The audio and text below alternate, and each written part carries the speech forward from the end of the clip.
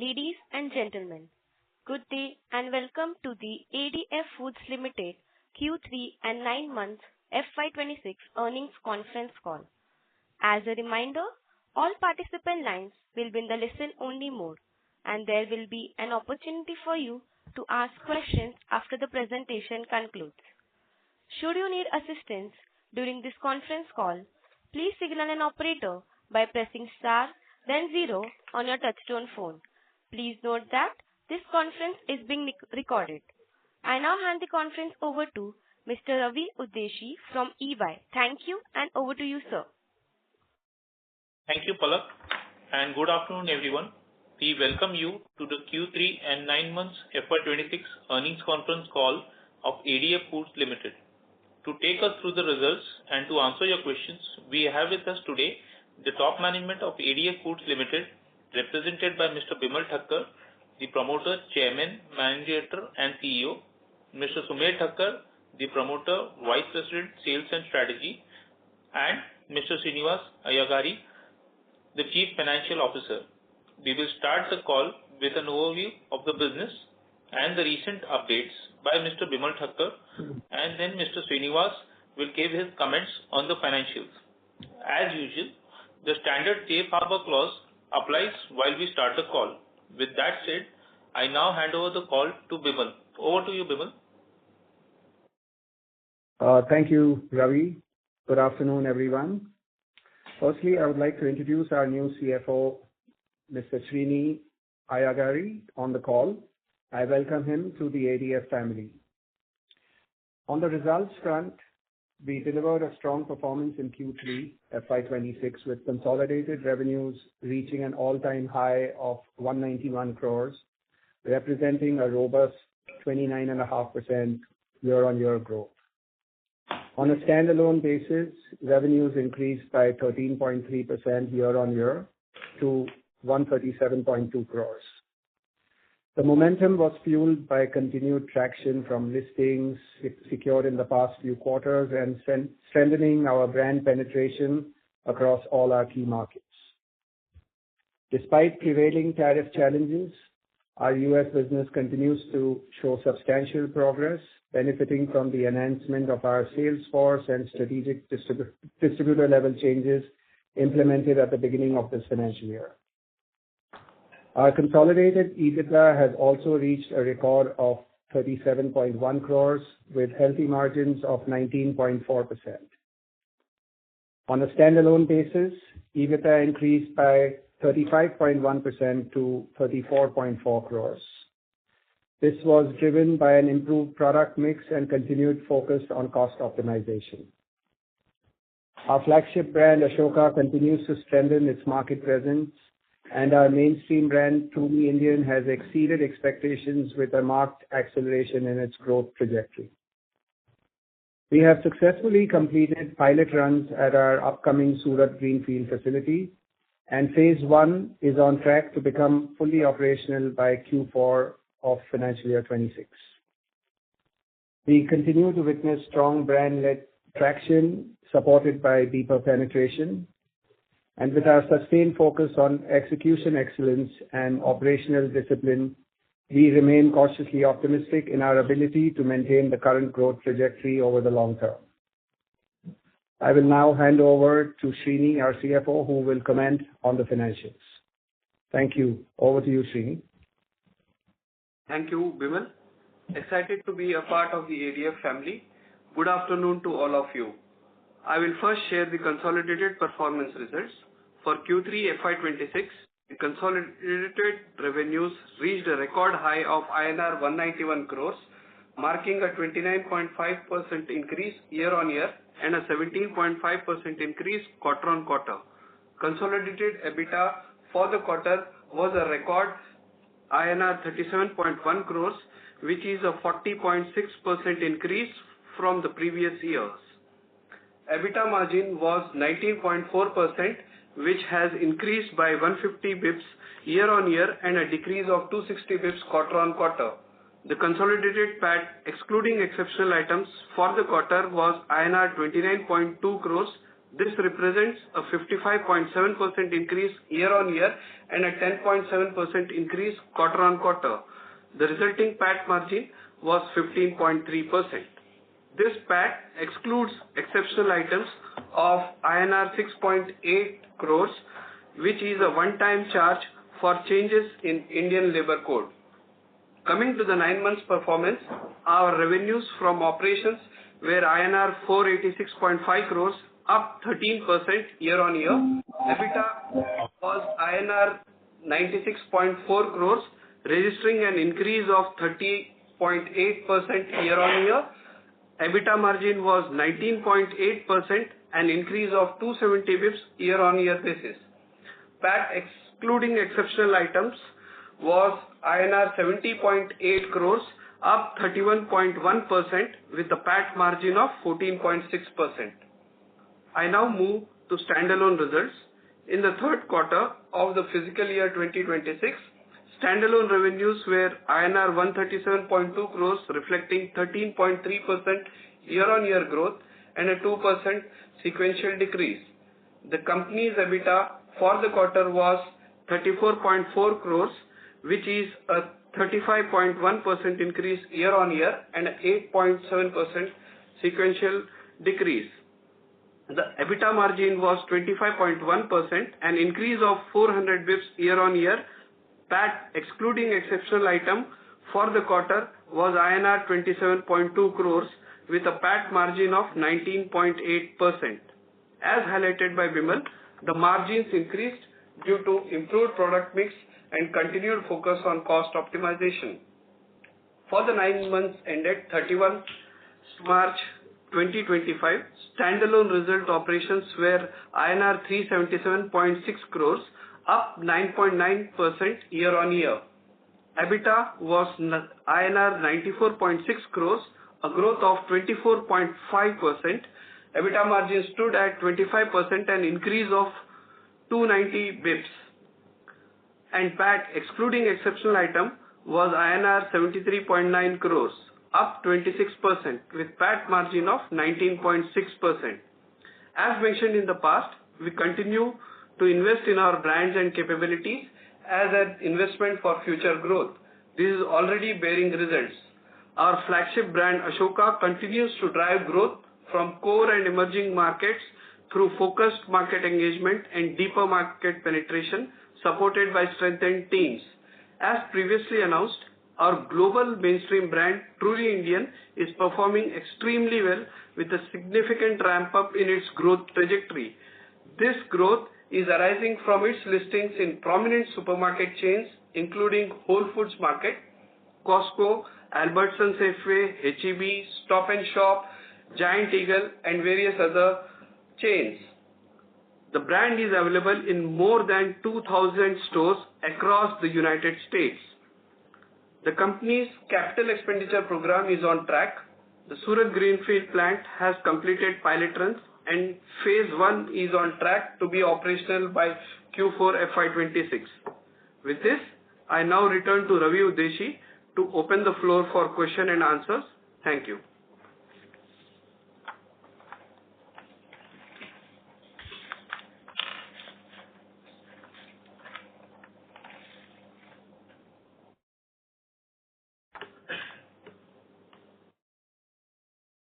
Thank you very much. We will now begin the question and answer session. Anyone who wishes to ask a question may press star and 1 on their touchtone telephone. If you wish to remove yourself from the question queue, you may press star and 2. Participants are requested to use handsets while asking a question. Ladies and gentlemen, in order to ensure that management is able to address questions from all the participants in the conference call, please limit your question to 2 per participant. Ladies and gentlemen, we will wait for a moment while the question queue assembles.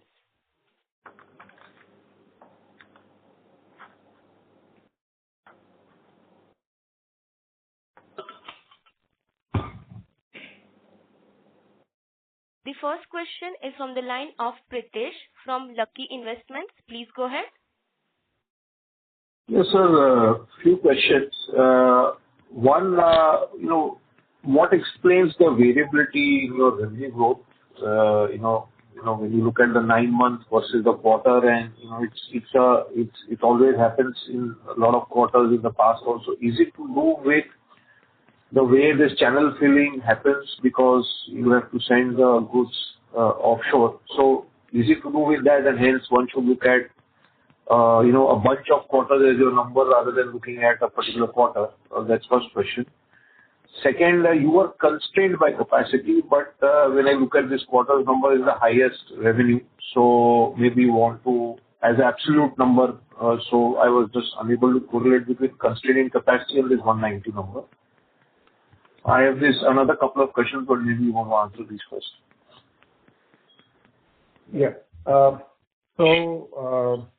As far as the quarter-on-quarter performance goes, so typically the second quarter and the fourth quarter are where you will see a bump up happening because of festive season sales. So you have quarter two typically leads into Diwali, and quarter three or quarter four, depending on the time Ramadan comes in, that's another period where you have a slight bump up in sales. And so this year, my assessment, sir, I was asking you more from a YOY growth perspective and not quarter-on-quarter. Quarter-on-quarter, I understand the seasonality, but from a YOY perspective, when you map your growth numbers, a particular quarter is a single-digit number and a particular quarter is a high double-digit number. So there, is it to do with the way the channel typically tends to fill itself, whereby the variability in our numbers come? No, so for example, this year's first quarter,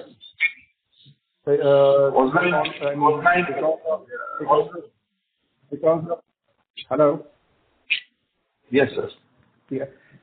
Yeah. This year's first quarter, because of our GPCB issues, the production was at a low. Otherwise, the first quarter also of this year should have been much higher.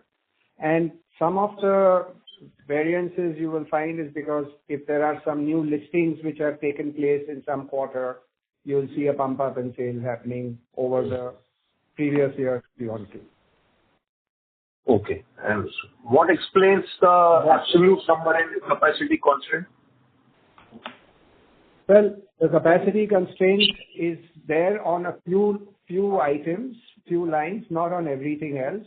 But, with the debottlenecking which we have been doing over the last 1 year, we've been able to overcome that. So it was on a couple of our products where that debottlenecking has happened.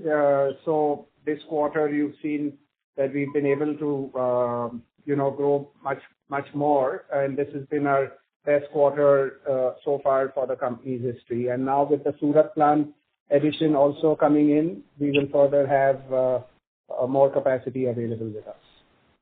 Okay. Now on the Surat plant, you had a capacity. Sir? Maybe. Just last question.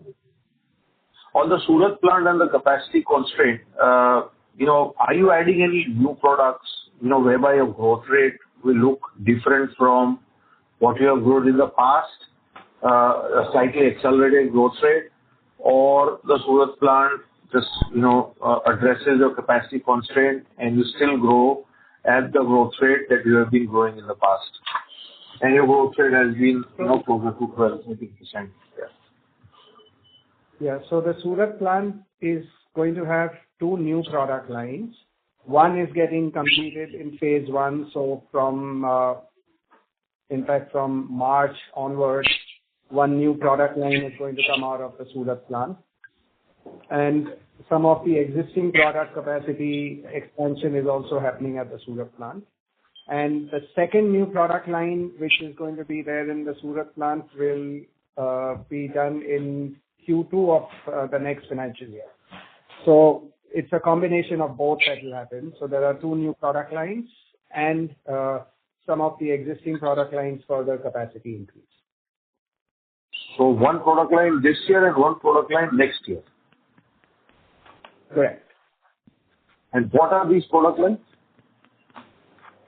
So these are also all frozen products which we are doing. So there are some frozen breads which we have added on, new types, which will be launched in the market soon. But will it improve the growth rate Sorry from to the interrupt historical? you, sir. May we request? Yes, Ma'am, yes, the idea is that helps us grow our business, and we are able to address a much wider target consumer group as well. Oh, thank you very much. Thank you, ma'am. Thank you, sir. Thank you. The next question is from the line of Avnish Tiwari from Vaikarya. Please go ahead. Hi. Can you explain the demand conditions in your end market, how they have been trending last quarter, second quarter, and as you move in January? That will be super helpful. So, I mean, as you all know, America is one of our major markets, and I'm really happy to say that even with the tariff situation, the demand has been fairly robust. And overall, the demand continues to be robust for our products and our product line. And ethnic Indian foods is gaining a lot of popularity within the mainstream clientele as well, which is where you are seeing the growth coming in for the truly Indian brand in the US. This fourth quarter has also started off well. I mean, we've had a good month in January as well. And we feel fairly optimistic that this will now continue to, now with the tariff situation also getting cleared off, we feel fairly confident that we will have a good, robust demand on our products. Second question I had was related to the tariff-related pricing increase which happened, and also the margin. If we see Q2 was very high and then Q3 is lower. So can you just combine these two now, because the tariffs if they go away, then the end prices comes down. Will that help you on the demand side? Otherwise, it will be a headwind. And what explains this margin volatility we are seeing in Q2 and Q3?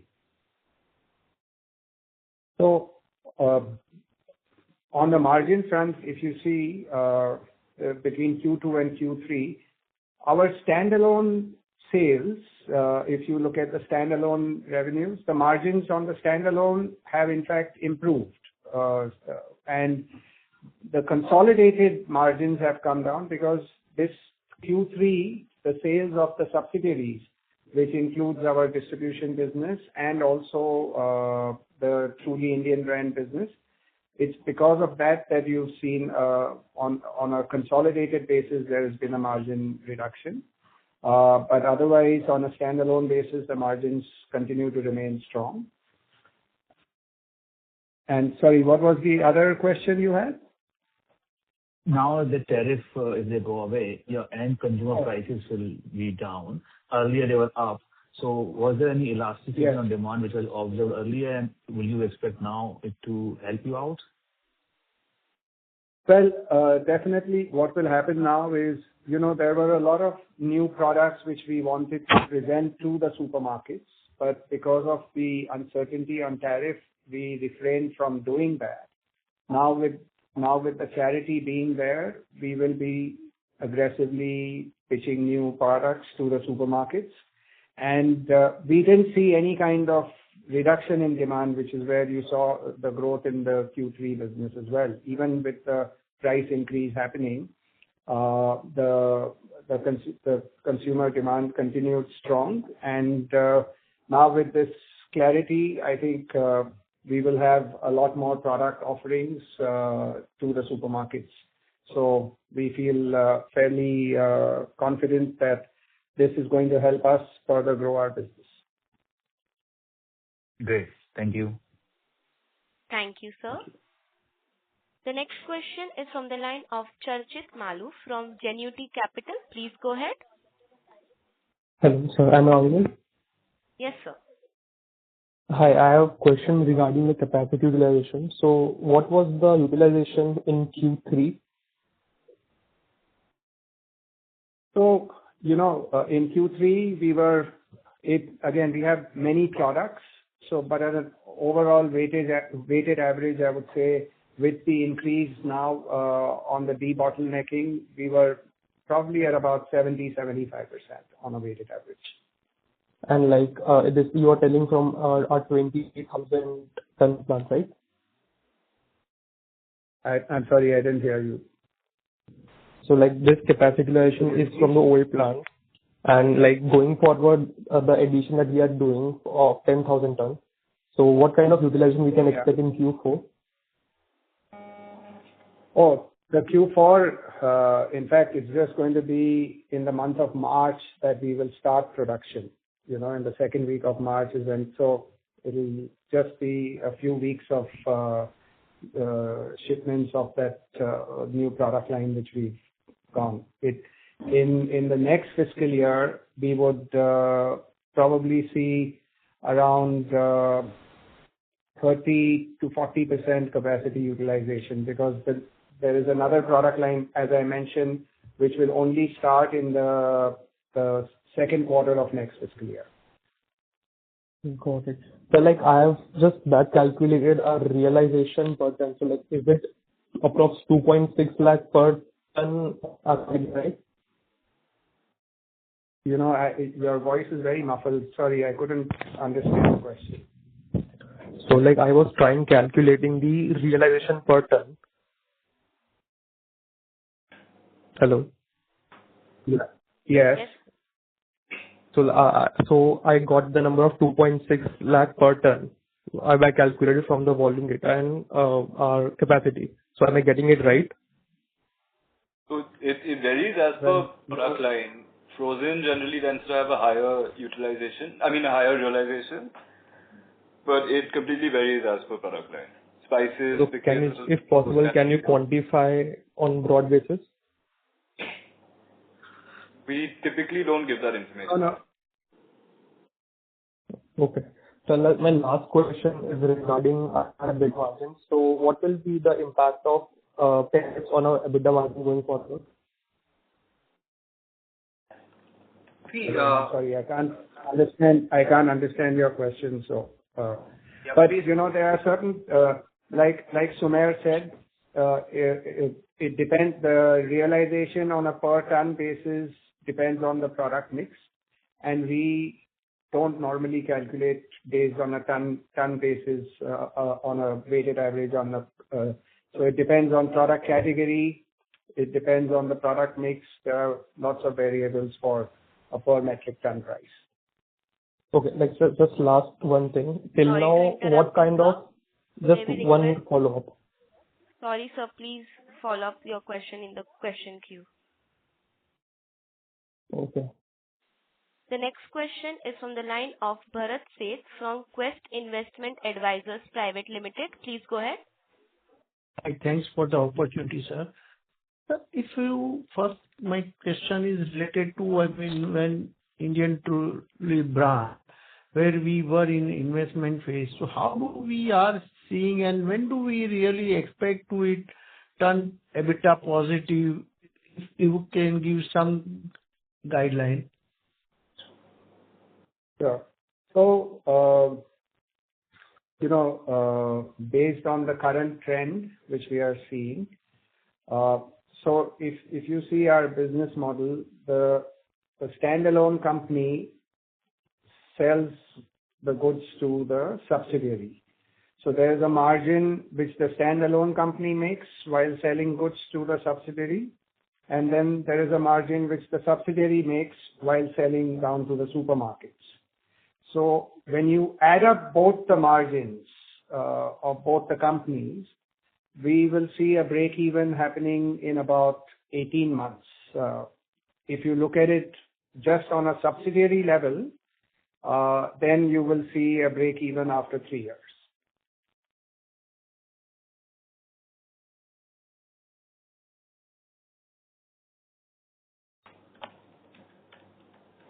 The next question is from the line of Hitesh Randhawa from CAGR Quest Capital. Please go ahead. Yeah, hi, am I audible? Yes, sir. Please go ahead. Okay. Yeah, hi. I've got two questions. My first question is on tariffs. So in the last phone call, basically, you alluded towards that we are not taking any tariff, and the entire tariff is borne by distributors, and it would be passed on to the consumers. So now that the tariff has come down, so basically, my question is that can this increase our margins going forward as far as the U.S. business is concerned? And why I ask this is that because, for example, for a $2 product, if due to tariff you had increased the product price to say maybe $3, 50% tariff, and the entire tariff increase was absorbed by the consumers. Ours is a product which is maybe closer to necessity. Our end segment, target segment, consumer segment can afford to say kind of absorb those prices, and as well as it's not a very high ticket price product. So the end price, so is there a possibility wherein the end price remains the same and a certain part of tariff is shared between the distributor and our company, and thereby increasing our margins? So, firstly, the 50% tariff doesn't translate into a 50% price increase at the MRP level. Okay? It translates... Yeah, that is just an example, but yeah. Yeah, I'm just clarifying that. It translates to a 25% price increase. And secondly, we did not reduce our price while selling during the tariff time. Our price to our various distributors is a C&F price. So the tariff, whatever tariff they paid, they put it in their selling price and it's passed on directly to the consumer. Now, whether after the tariff, firstly, has a 2 or 3 month holding, stock holding, which they keep because of the transit time. So this price reduction, if they decide to do, and of course our sales team will encourage the distributors to reduce the sales price, that will only start happening after two months or so. So yes, it will definitely help in increasing sales going forward. But like you said, our products are low price products. So if at all any reduction is there, it will be 20-25 cents at the consumer end. So I don't know how much that will help in further uptake, but it's still a positive thing. Yeah. So, but my question was different. Is it possible that we don't reduce the end product price and whatever benefit that we get due to the tariff delta reduction, the distributor and the company shares it and we benefit out of it? So as I mentioned, the increase in price has happened at the distributor level, not at our level, right? Okay. Our C&F price, our margins are constant. Okay? Yeah, I get that. Yeah. Okay. Sure. And the second question is around I think in your presentation you mentioned the potential to reach 1,000 crores by FY'27, and in the past as well, a couple of conversations have spoken about reaching 1,000 crores by FY'27. So do you think we would be able to achieve that in the coming financial year, given the Surat capacity increase? So we feel, for the 1,000 crore guidance, we feel fairly confident of being able to achieve anywhere between 925 to 1,000 crores. The difference is mainly because of the domestic market, but we are relooking at our whole domestic market strategy. And by the second quarter of next year, we will have a much better plan for our domestic market, which will, if everything goes as planned, then the 1,000 crore number seems doable. But otherwise, we feel fairly confident of anywhere between 925 to 1,000 crores. Okay. And in terms of margins, do you think we will remain around current 19% odd, is it? I'm talking about annual blended margins. As you know, we in all these new businesses, we are in investment mode. We've been investing in marketing and we've been investing in people. So, Right. yes, we will continue to be having margins in the high teens. We feel fairly confident of that. Sure. Thank you very much. Thank you, sir.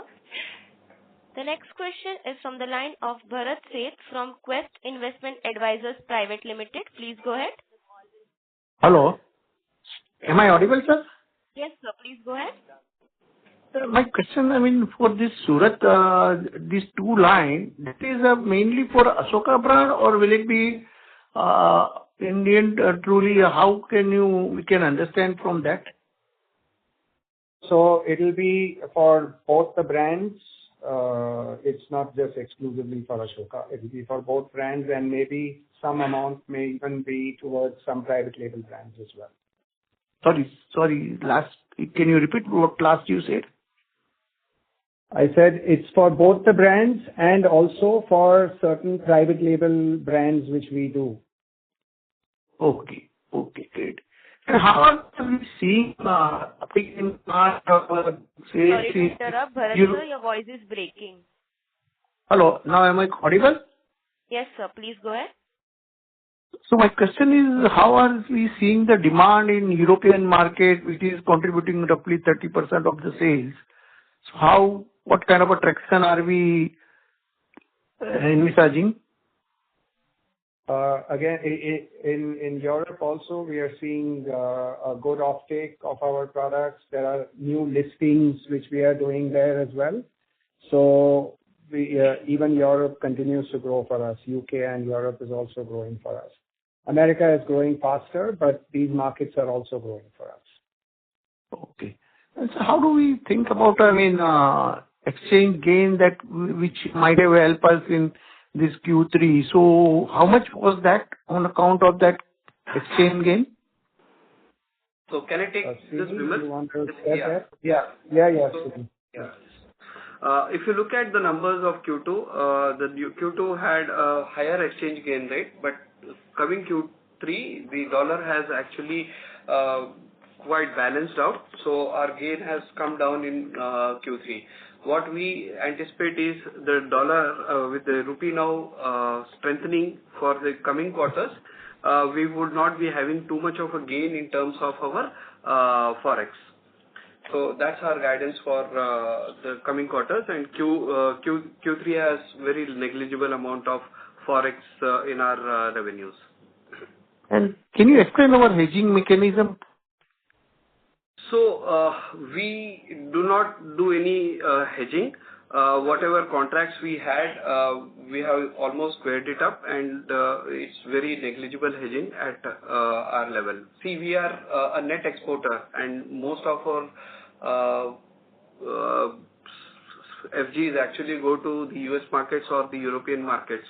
So the rupee has been weakening and the dollar has been strengthening. So our strategy is not to do hedge, and basically there is always a depreciation which the rupee has. So the gains of foreign exchange actually flow into our books.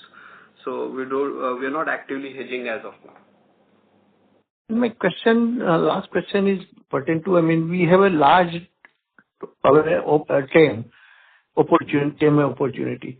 So if to really, encash those opportunity before, competition again. So what are exactly we are doing, say for in next couple of years, that what would be our strategy for that? So as you can see, we've been investing in brands, we've been investing in people. We are increasing our consumer base by catering to the mainstream market. Within the ethnic market, we are further increasing our depth into stores, opening up new markets. So that's a continuous process, and that's why you're seeing the growth happening. So we will continue to build on that. Okay. And last question on how Sorry much to interrupt borrowing? you, sir. May we request that you Sure. return to the question. Thank you, sir. The next question is from the line of Pallavi from Samiksha. Please go ahead. Yes, sir. Just wanted to understand what would be the share of frozen food, and I understand we were operating at 100% utilization. So would that share have come down because of that quarter-on-quarter? No, so as I mentioned to you earlier on, we were at about 75% capacity utilization in this last quarter on a weighted average basis. And frozen food continues is a dominant product range in our entire portfolio, and it accounts for upwards of it's around 40% plus of our total revenues. Right. So there is no capacity constraint on frozen as of now for the fourth quarter. Is that right? No. All the investments we did in debottlenecking, et cetera, has given us more capacity. And now with the Surat plant coming in, that will further give us more capacity. Right. And my second question would be, what is the kind of realization increase we've seen on the frozen side year on year? I'm sorry, what is that about? The realization increase for frozen that we would have seen. Realization, as in... I mean, rupees, like whatever, I'm sorry, your voice is very... Like the previous question, he was asking weighted average realization per ton. I'm saying realization for the frozen section. Is there been demand for this? You said earlier that frozen food is very good demand. So have you been able to take price hikes? Again, I apologize, but I am unable to hear you clearly. Sumer, have you all heard the question? Can you all respond? No, not really, actually. Pallavi ma'am, can you please use your handset? Yeah. Is this better? Hello. Yes, ma'am. Can you speak some better? Yeah, is this better? Yeah. Voice. So right, I wanted to. Yeah. So just wanted to understand because we are getting into the large retail chains. So what's the kind of realization uptick we would have seen? So I'm just looking at it, one category, maybe frozen foods. What's the price increase in realization basically for these categories that we've seen? And my last question would be, which are the new chains that are we expecting to add in the fourth quarter? Any new? So as far as the new chains go, we continue to keep pitching to various chains, and our goal is to continue to increase the number of outlets for the mainstream side. So I can't really, it all depends on which chain gives us an opportunity for listing, but our efforts are on for continuously looking at growing our distribution. And I couldn't understand your first question in terms of realization. Right. No, I'm just trying to understand only on frozen food so that I take one category and get a sense, because that's the predominant category in these retail chains that's going to Costco, etc. So what is the kind of price increase we've been able to get due to a shift to these larger retail chains? So we haven't seen any... give a company-wide frozen food increase in realization per ton for frozen.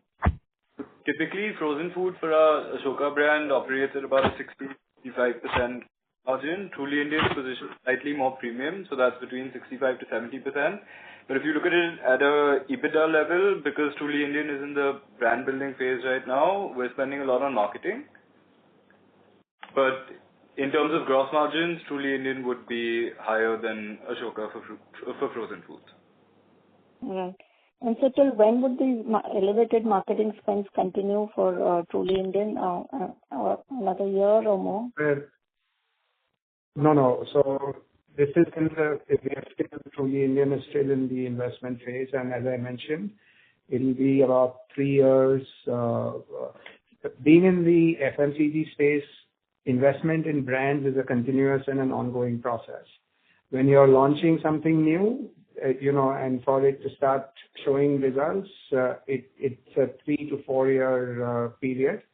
So over the next 3 years, this brand will still continue to be in an investment mode. Right, sir. Thank you, sir. I'll come back in the queue for more. Thank you, ma'am. Thank you.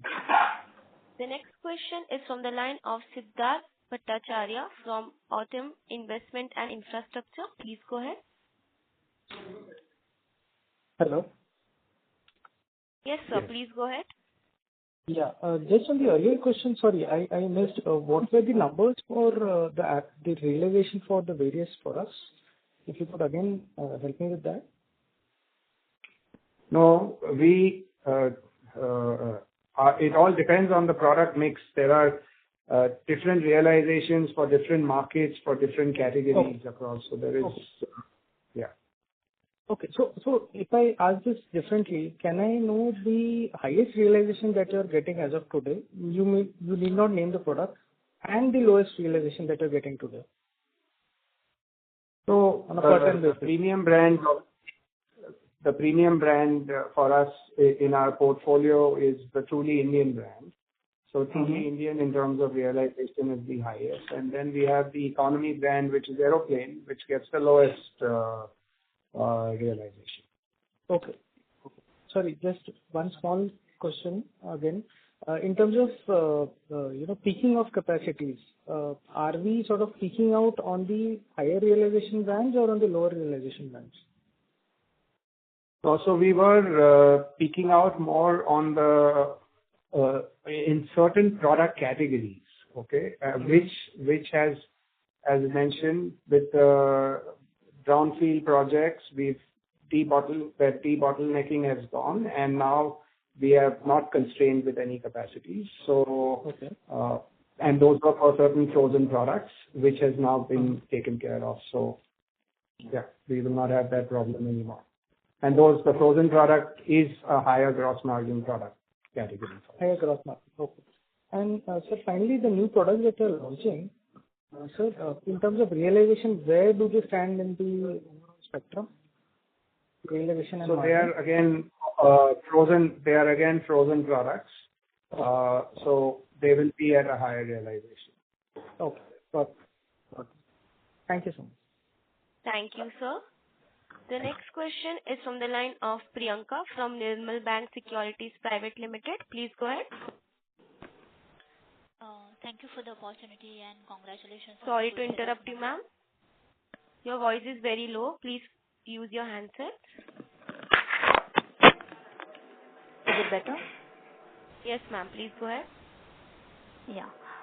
So thank you for the opportunity and congratulations on the good set of numbers.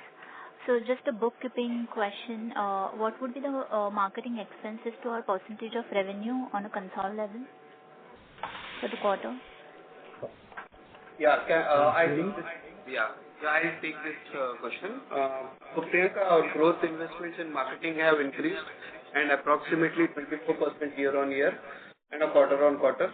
As Bimal has said, we continue to prioritize on brand building and marketing across all our key markets to fully leverage the growth potential and opportunities across US and the European markets.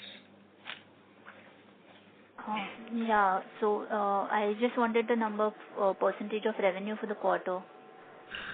We refrain from giving absolute numbers, but when you look at the growth, it's a 24% growth year on year and on quarter on quarter. So you can imagine the kind of investments which we are doing on our mainstream Truly Indian brands and the frozen categories. Got it, sir. And then the last question is, if I look at your margins for the distribution business, those are at around 11% for this quarter and also for the quarter 3 FY'25. It was in the same range, but if I look at the last 2 quarters, it was in the high double digit. So how should I look at the margins for this particular segment overall? So Bimal, maybe I take this, or you want to take it? Go ahead. Yeah. So okay. So Priyanka, our distribution margins, as we have been previously mentioning, remains at 12 to 14% in terms of our margin on an ongoing basis. We were better off in the last few quarters due to extra promotional supports, but on a steady state, the margins will be at around 12 to 14%. Okay. Thank you, sir. Thank you, ma'am. The next question is from the line of Ankur Gulati from Genuity Capital. Please go ahead. Hi, just a quick question. When you're doing white labeling, are the margins same or they dip? Sorry, can you repeat that, please? I think you mentioned that. So they reduce when it comes to private label, but we also don't have to spend in marketing. So that's where the delta is. But private label is at a lower margin, but it's still a relatively healthy margin. So fair to assume similar EBITDA for private labeling as well, or? Slightly less, but similar. No, not similar. Yeah. So these are all value-added products that we do, right? So it's not like a commodity business where you work on wafer-thin margins. So like as Sumer mentioned, the gross margins are pretty decent, but obviously not as high as what it is for our branded products. And what percentage of the capacity is dedicated to white labeling? So at an average, our B2B and private label business accounts for about 20% of our overall revenues. Okay, thanks. Thank you, sir. The next question is from the line of Raman from Sequent Investments. Please go ahead. Hi, sir. Can you hear me? Yeah. Yes, sir. Please go ahead. So for the quarter and 9 month ended period, can you give a figure for Ashoka brand? Raman, we don't give details on the brand breakup. Understood, sir. Ashoka continues to remain the flagship brand and the leading brand at the moment. Understood, sir. And sir, with respect to the frozen products, with the capacity which is in the greenfield expansion you are doing, is this included in the 250-270 crores greenfield expansion you plan to do? And also, I just want to understand just a ballpark figure, if you can, provide with respect to total percentage sales from your frozen products. Just a ballpark figure will be helpful.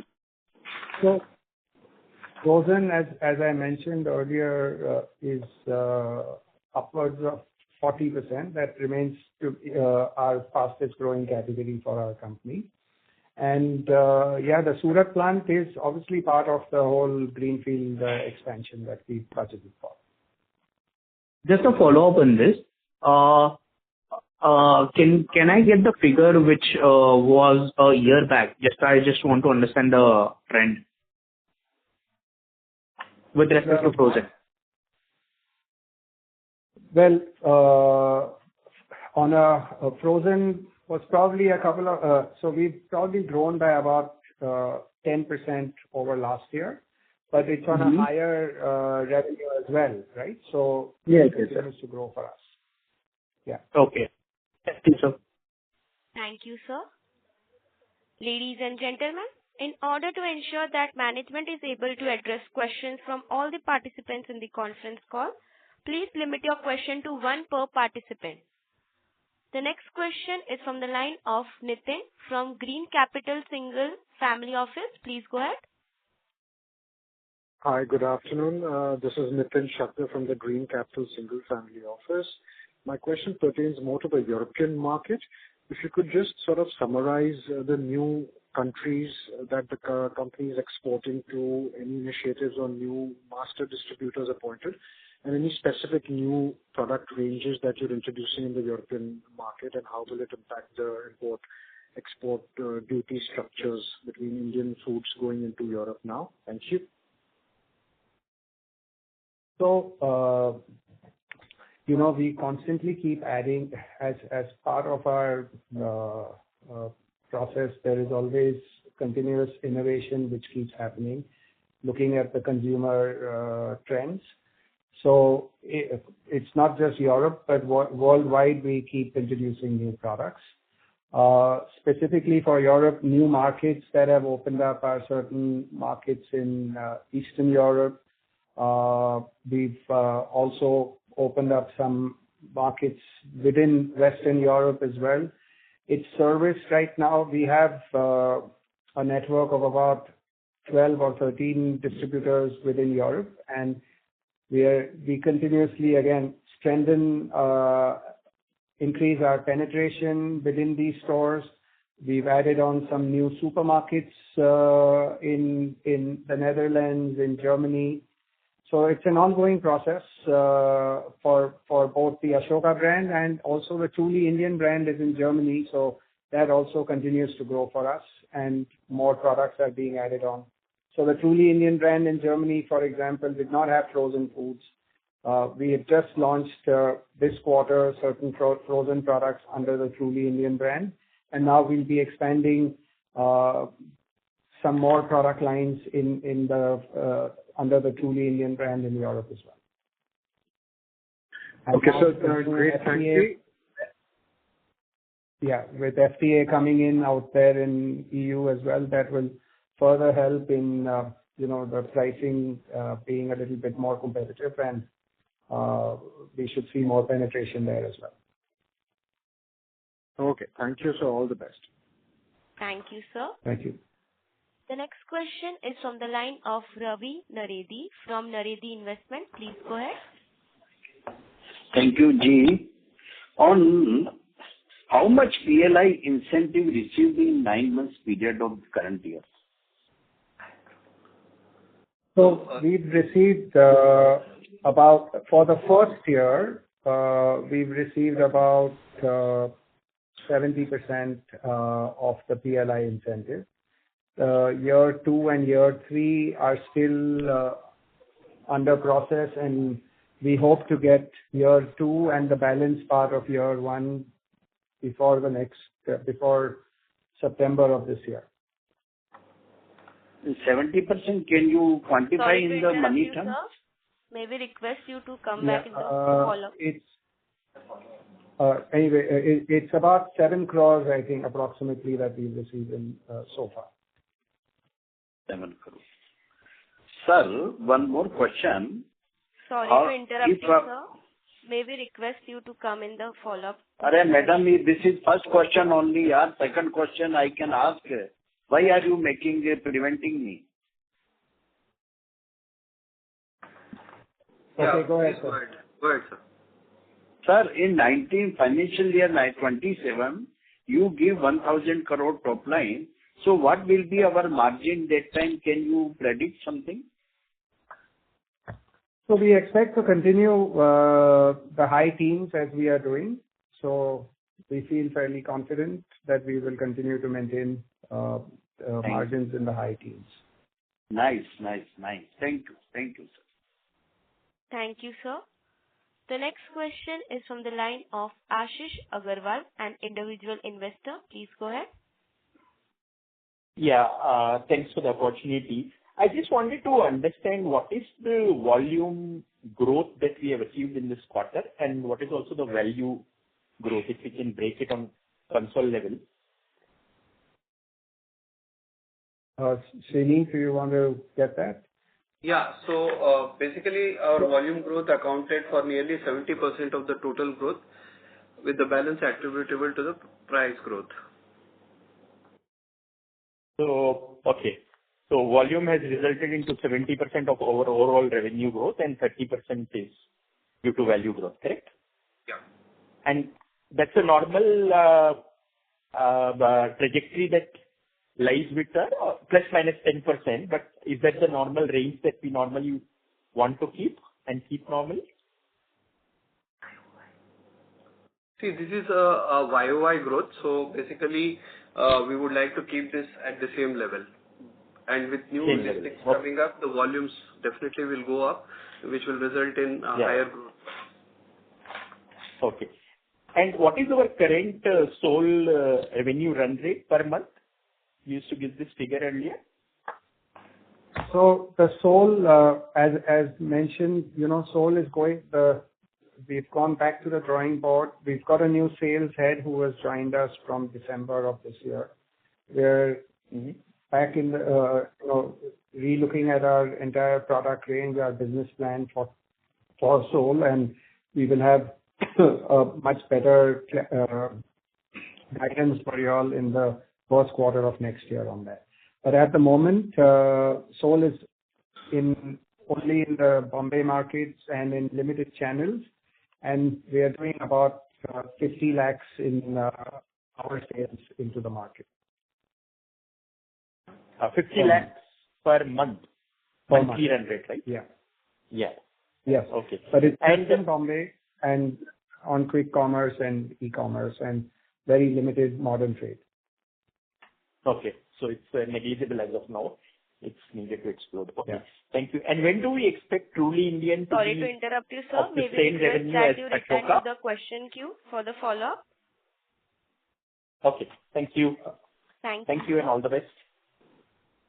Thank you. The next question is from the line of Avnish Tiwari from Vikarya. Please go ahead. Hi. If I subtract standalone revenue from your consolidated revenue, that difference comes to around 54 crore. This was around 23 crore last quarter, and it was around 26 crore year before. So it has grown significantly, whether we compare to last quarter or the year before quarter. What has driven this massive increase here? So, firstly, Truly Indian has grown substantially for us in this last quarter, and our distribution has grown. The changes we've made in our subsidiary, Vibrant Foods, that has helped grow our business. So all the three subsidiaries led to increase in revenue, and we feel fairly confident that we'll be able to continue this growth trajectory. These are all the investments made in the new sales team, the brand investments, which has all helped in this growth. Oh, thank you. Thank you, sir. The next question is from the line of Bharat Seth from Quest Investment Advisors Private Limited. Please go ahead. Yeah, sir. Thanks again for the opportunity. Sir, how much new SKU have we added in this FY'26, and how much we plan to in FY'27 with the Surat plant becoming operational? So, Mr. Bharat, we add products, we take out products. So at an average, I would say about 15 to 25 new SKUs get added in different brands. Truly Indian had some more additions this year. Ashoka also had some additions. So it's a continuous ongoing process. And now with the Surat plant coming in, also there will be an addition at least in this next financial year, we would see another 10 to 12 more products being added out from the Surat plant as well. Okay, great. Sir, bookkeeping questions, may I go ahead? Yeah, please. Yeah. Hello. So what is the at the end of the December gross debt and net debt? See, we refrain from giving numbers in the quarter. The balance sheet months are September and March, so you will see the guidance in March, but we will give you at that point of time. Okay, thank you. Thank you, sir. The next question is from the line of Avnish Tiwari from Vikarya. Please go ahead. Hi. Once again, if you can explain the margins or maybe the profits, if you compare the EBITDA differences between consol and standalone, that number also improved this quarter. Is it a sales driven or any other factor? So if I understand the question correctly, you want the difference between EBITDA of consol and standalone. What is basically... Correct. That number is also significantly improved this quarter if you compare to last quarter or year before. So basically, if you look at the numbers, the difference is mostly in the growth investments which you have. The standalone will have a higher number in terms of the EBITDA, but when you see the consol is a combination of both, as Bimal said, the subsidiaries where we have been investing and the standalone business where our EBITDA margins will be higher. So that will be an overall mixture. That's why you see a consolidated number lower than the standalone number. We have one more question I can just ask on this. If I look at the EBITDA distribution between processed foods distribution, and then you also report consolidated EBITDA. there is a negative entry which comes after adding processed food and distribution. There is some negative entry. Is this some corporate head or corporate cost or headquarter cost which are allocated there, or what is that negative entry there?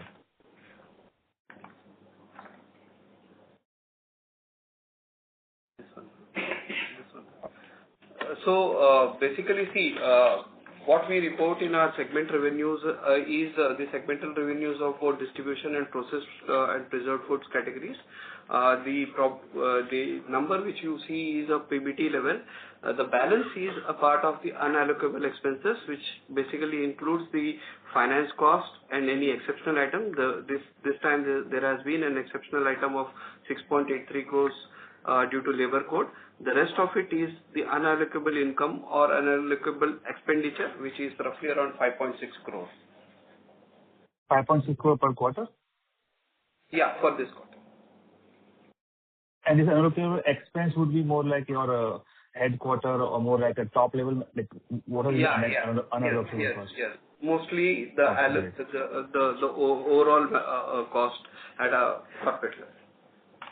Maybe last one more question if I can ask. The standalone EBITDA margins, last 2 quarters have been very good. 25 this quarter, 26.9 last quarter, compared to typical range of 21 to 23%. Is there any change? This is a new normal, or they will revert back to again 21 to 23% range? So, the EBITDA margin depends on the product mix. Our endeavor will be to try and maintain these similar kind of EBITDA margins going forward. But it's very dependent on the product mix. But we are, fairly confident of being in the 20s on the EBITDA margin for a standalone basis. What is the range of margins you make, different kind of products here? I'm sorry? What is the range of margins you make in different kind of products? Well, again, we don't give category-wise breakdown, so I'm unable to give you that details. Okay, great. The frozen is higher margin and the other one is lower one, right? That's how it gets like that? Yes, absolutely. Great. Thank you, and wish you very best. Thank you. Thank you. Thank you, sir. Ladies and gentlemen, in the interest of time, that was the last question for today. I would now like to hand the conference over to management for closing comments. Thank you very much for the time, and look forward to catching up in the next quarter. Thanks and all the best. Thank you, everyone. Thank you, sir. On behalf of ADF Foods Limited, that concludes this conference call.